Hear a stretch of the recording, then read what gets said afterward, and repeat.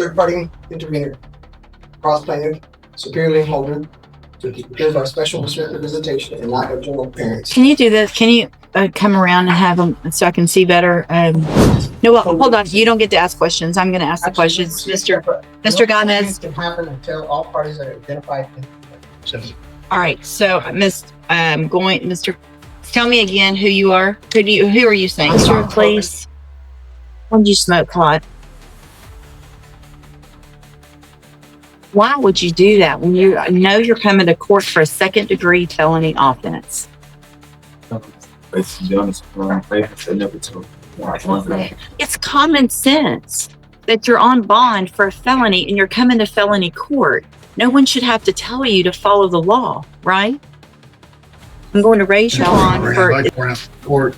When he was on probation for that robbery, one of the allegations on the motion to revoke, for which he was revoked, given 10 years, was 2 positive samples, one for tetrahydrocannabinol, the other for barbiturates. So he at least has some problems with drugs. All right, 23 DCCR 0319 on Lupe Gomez. I've got Mr. Nichols here for the state. Mr. Radford is here. Sir, you Lupe Gomez. I'm sorry? Is your name Lupe Gomez? I've been on for What? third-party intervenor, cross plaintiff, superior lien holder, to give our special restricted visitation and not of general appearance. Can you do this? Can you come around and have them so I can see better? You want to solve the venture? Yeah, y'all can all come up here. Okay. So I have a couple questions. No, well, hold on. You don't get to ask questions. I'm going to ask the questions. Mr. Gomez. Can happen until all parties are identified. All right. So, Mr. Tell me again who you are. Who are you saying I'm you an are? armed corporate third-party intervenor, here by special restricted visitation and not by general appearance, under duress by the means of threat, coercion, and kidnapping. Okay. Have you ever been known by the name of, in the past, Lupe Gomez? Will you state your name for the record, please? And will you order the prosecutor to state his name for the record? And do either one of you have a claim against me? We do have a claim against you. My name is Raquel West. I'm the judge of the 252nd District Court. This is Mr. Luke Nichols. He's one of the assistant district attorneys in my court. Mr. Radford is here representing you. Okay. There's an indictment. There's a motion to quash. Mr. Radford has filed that we're here for today.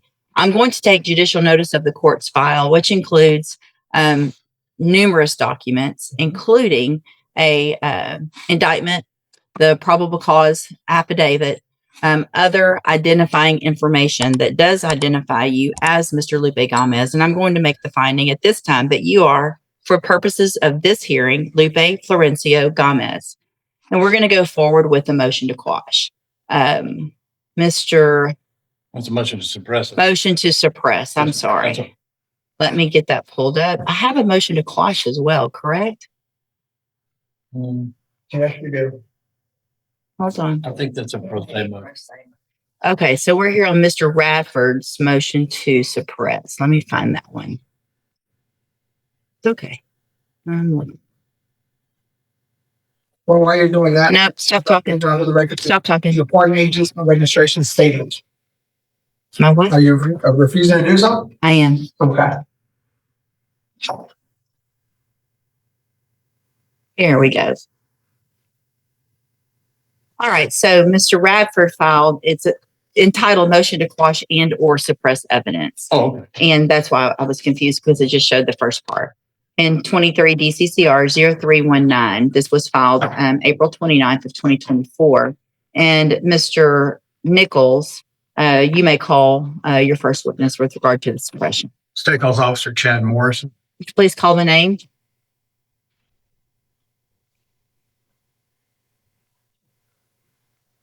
Officer Ted. No response, Joe. All right, Mr. Nichols. Your Honor, I have no other witnesses in this hearing stay at rest and make a statement on the record. Yes, you may. Your Honor, I was in contact with Officer Morrison last week. He is formerly of Port Arthur Police Department. He now is with a different agency in the greater Houston area. He indicated he is on injury leave at the moment and would not be appearing for this hearing. He was also on injury leave and was unable to appear last time we were set for this hearing, approximately 2 months ago, maybe in May. So at this point, the state has no other option but the rest of this hearing and present other evidence. All right. Anything, Mr. Radford? No, ma'am. Well, based on that, then unfortunately, I have no choice at this point, which is unfortunate that the officer won't comply with showing up, but I'm going to grant the motion to suppress evidence in the case based on the fact that there's no evidence today presented. Is there anything else, Mr. Radford? I would ask that the court dismiss the case, but I think Mr. Nichols has already declared it. I'll take the dismissal of the court. All right, Mr. Gomez, I have granted Mr. Radford's motion to suppress because the officer didn't show up. What that means is there's obviously no evidence that would be able to be presented in your case. Mr. Nichols, it looks like, is going to present a dismissal based on the fact that there won't be any evidence, and I'm going to sign that. Your case will be dismissed. Okay. You can go back with the bailiff. The bond money, being that the case has been dismissed, bond money needs to be returned. Did you pay a cash bond? Cash, $5,000. But you're back in custody. You're right. I still pay. The case is this. Yeah, that you can take that up with the district clerk once you're released. All right. I do excuse the. Yes, if you'll please get me an order, I'm going to make a notation on this, but if you'll send an order. I'll try to file one in December. All right, thank you. Mr. Please, when did you smoke pot? Why would you do that when you know you're coming to court for a second-degree felony offense? To be honest, I never told. It's common sense that you're on bond for a felony and you're coming to felony court. No one should have to tell you to follow the law, right?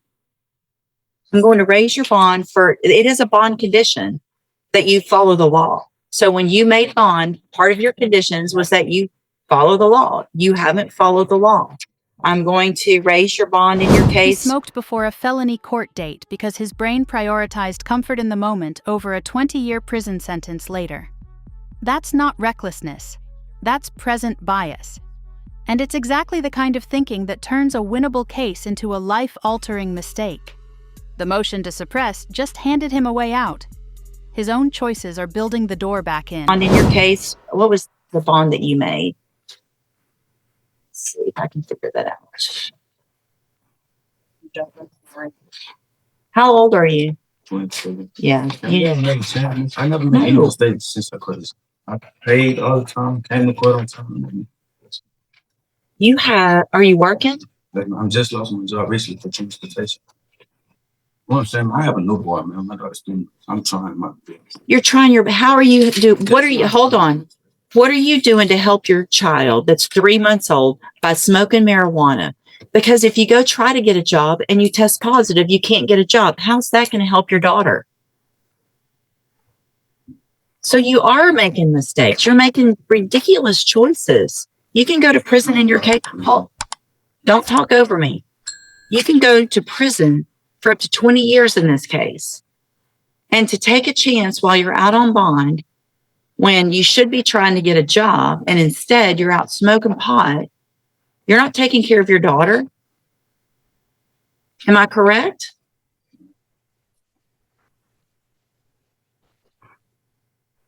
Judge, if I may, after the court would consider amending his bond conditions for the drug patch in the situation in lieu of race.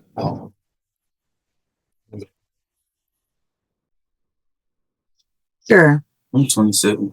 I've never had any drug charges, anything like that. I'm gonna be honest. I know I shouldn't have been smoking, but in my head, I'm saying, okay, I'm not going for a drug charge. I don't have a prior drug charge. I didn't know it was a possibility that I would get. It's not a problem for me to trust. It's not. Cut hair, tattoo. The bond has been paid on time. Come on, I'm not a bad.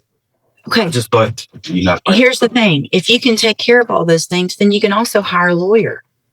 I'm just at work. I cut hair and tattoo. I just thought. That's in 2 months. I was working as a certified surveyor. So, but there's other companies out there that you could be looking to get a job and they're not going to take you if you're testing positive. So I'm not saying you're a bad person. Most of the people here that are in front of me aren't bad people. They're people who are making very bad choices, which is what you've done, right?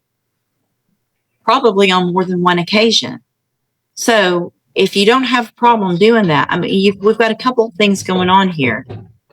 Number one, if you were working for Zachary, I'm not real sure why I appointed you an attorney back when. Okay. So you should already, if you have all those certifications, there are other companies out there. You don't have criminal history right now. You should be able to get a job. He is already a felon. I'd like to point out to the court, when he was on probation for that robbery, one of the allegations, motion to revoke, for which he was revoked and given 10 years, was 2 positive samples, one for tetrahydrocannabinol, the other for barbiturates. So he at least has some problems. But that's with what drugs. July 16th. No cases different stuff. Well, you just said you never had any drug problem. That's what you got. 9 years ago. I was a baby. I don't remember. And you've been Okay, but now you're not a baby and you're still making the same bad decisions. So listen, here's what we're going to do. If you want to really do what you say you can do, then you're going to get out there and you're going to get busy and you're going to do it. Otherwise, you're going to be in jail. Couple things. Your bond conditions are modified to order that you have a drug patch. You get that drug patch within 24 hours. The initial drug patch obviously is going to test positive, but it shows me quantities, not just that it is, but it's going to qualify it on how much is in your system. Every drug patch, you get it changed every 2 weeks. If you miss one, if you test positive, obviously, then you're going to have a warrant for your arrest and you're going to go back to jail. Do you understand? If that amount is not going down, you will be back in custody. In addition, you will go find a job. You will prove to me that you are doing that. You need to apply for at least 3 jobs a week. You need to be applying for 20 jobs a week. If you really want to take care of yourself and your child, then you should be out there hitting the pavement every single day, finding a job. Clean up, test negative, go get a job if you have these certifications. Prove that you're not still 16 and making those stupid decisions. All right? I'm going to reset your case. You need to stay in touch with Mr. Lewis. I want proof by tomorrow that you have the drug patch. Mr. Lewis, your bondsman can let you know where you can go get that on. As soon as you leave here, call the bondsman. Actually, before you leave, the probation officer has a list of places that has it. She's going to give it to you right there at that desk. She'll give you a list. You need to go get that on. You need to get a job, start making some money, and potentially be hiring your own attorney. Right now, Mr. Lewis is going to remain your attorney, but I want you to be working on all of those things. Take care of your business. All right? All right. This is your only chance on this kind of stuff. Okay. You're free to go. Thank you. Here's what actually happened in this courtroom today. And it's bigger than one case.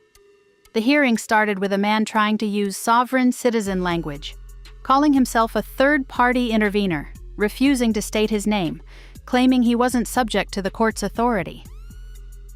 That playbook has a 0% success rate in Texas district courts. The judge didn't argue with it.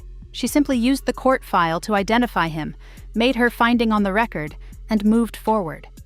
Sovereignty claims don't stop proceedings. They just make the person using them look uncooperative to the same judge who controls their outcome. Then the case took a different turn. The officer didn't show. The state had no evidence. The motion to suppress was granted. The case was dismissed. By every legal measure, that was a victory. But the judge wasn't done, because she detected THC, and that changed everything. A dismissed case should have meant walk out, go home, rebuild. Instead, it became a conversation about a 3-month-old daughter, lost employment, a prior probation revocation for drug use he denied having, and a new drug patch requirement he has to prove within 24 hours. The sovereign citizen opener didn't protect him. The case dismissal didn't free him. Every condition added to his bond came directly from decisions he made outside that courtroom. This is how legal consequences actually work. It's rarely one big moment. It's a chain, small choices compounding quietly, until a judge reads them back to you out loud. What happens next in cases like this almost always comes down to whether the person treats the warning as a wake-up call or as background noise.